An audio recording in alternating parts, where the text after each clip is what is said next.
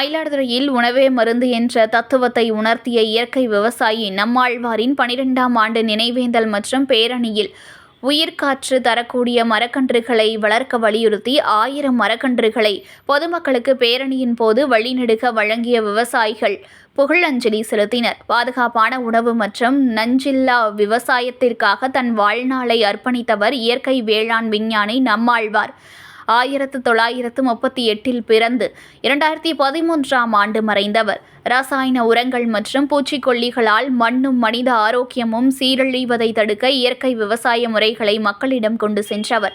தமிழகம் முழுவதும் நடைப்பயணங்கள் மேற்கொண்டு உணவே மருந்து என்ற தத்துவத்தை வலியுறுத்தியும் பேரழிவு திட்டங்களுக்கு எதிராகவும் மக்களுக்கு விழிப்புணர்வு ஏற்படுத்திய இயற்கை விவசாயி நம்மாழ்வாரின் 12ஆம் ஆண்டு நினைவு தினத்தை முன்னிட்டு மயிலாடுதுறையில் அனைத்து விவசாய சங்கங்களின் கூட்டமைப்பு சார்பாக விவசாயிகள் பேரணி நினைவேந்தல் நிகழ்வு நடைபெற்றது.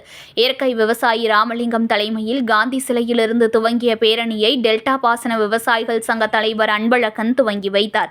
இந்த பேரணியில் சிறுவர்களின் சிலம்பம் மற்றும் பறை இசையோடு சென்ற விவசாயிகள் பொதுமக்களுக்கு உயிர்காற்று தரக்கூடிய மரக்கன்றுகளை வளர்க்க வலியுறுத்தி 1000 மரக்கன்றுகளை பேரிடரின் போது பொதுமக்களுக்கு வழிநெடுக வழங்கினர். கிட்டப்பா அங்காடியில் பேரணி முடிவடைந்த நிலையில் அங்கு அமைக்கப்பட்டிருந்த நம்மாழ்வாரின் திருவுருவ படத்திற்கு மலர் தூவி மரியாதை செய்து இயற்கை விவசாயத்தை நம்மாழ்வார் வழியில் கொண்டு செல்ல வேண்டும் என்று விவசாயிகள் உறுதியேற்று புகழஞ்சலி செலுத்தினர்.